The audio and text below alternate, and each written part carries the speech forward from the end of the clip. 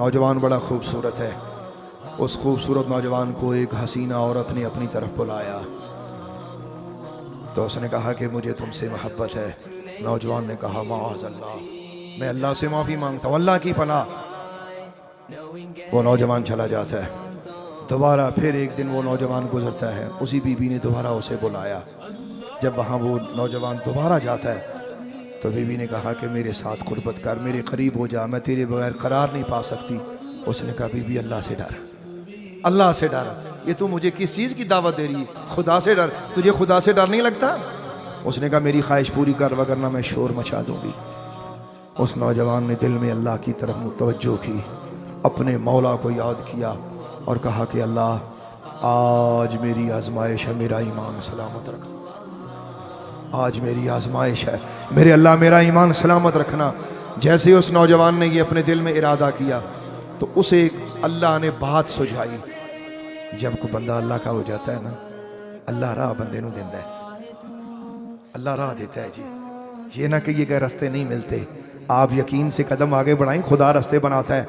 دل میں القاء ہوا، کہنے لگا کہ بی بی میں تیرے لیے نہا کے تیار ہونا چاہتا ہوں، اگر اجازت دیں تو میں ذرا غسل کر لوں، مجھے حاجت بھی ہے، میں غسل بھی کرنا چاہتا ہوں۔ اس نے اپنی چند نوکرانیوں کو اس کے ساتھ بھیجا۔ وہ لڑکا وہاں غسل خانے میں داخل ہوا، اس نے بڑا پیشاب کیا اور بڑا پیشاب کرنے کے بعد اسے اپنے ہاتھوں اور منہ اور جسم پہ مل لیا۔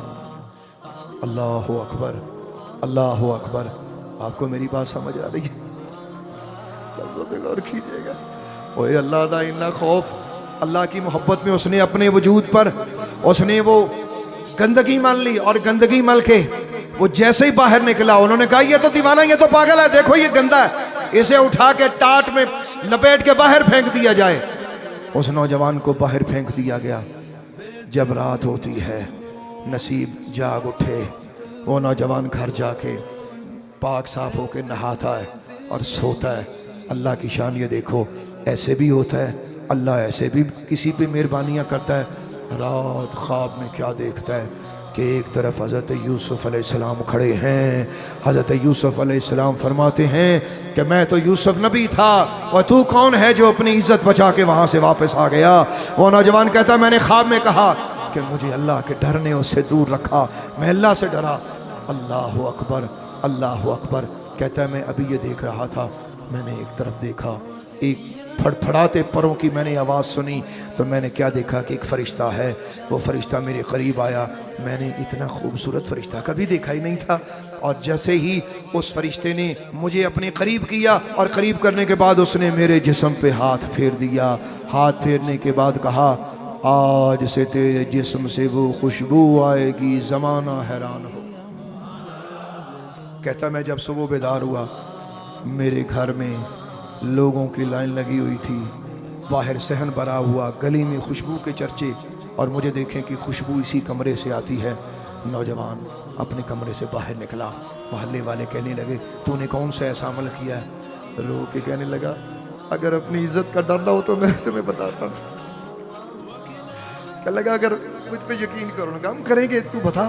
اس نے کہا مجھے اس طرح اس عورت نے بلایا اور میں نے اپنی عزت کی حفاظت کرتے ہوئے، اپنے ضمیر کی پاکیزگی کے لیے میں نے اللہ کا خوف کرتے ہوئے اپنے آپ کو بچایا۔ اس طرح میں نے اپنا پیشاب اپنے منہ پہ ملا، مجھے انعام اس کا ملا۔ یوسف نبی مجھے مل کے گئے ہیں، جبریل نے میرے جسم پہ پر پھیرا ہے اور حضرت جبریل نے مجھے یہ خوشخبری دی ہے کہ مرتے دم تک تیرے وجود سے خوشبو نہیں جائے گی۔ وہ کہتے ہیں کہ جس گلی سے گزر جاتا یہ تو آقا کی شانیں ہیں، اور جس نے محمد عربی کی تعلیم کو بھی آزمایا ہے اللہ نے اس کے جسم سے بھی خوشبو جاری کر دی ہے۔ اور اس علاقے میں وہ نوجوان مسکی نوجوان کے نام سے مشہور تھا، جس کا معنی ہے خوشبو والا نوجوان۔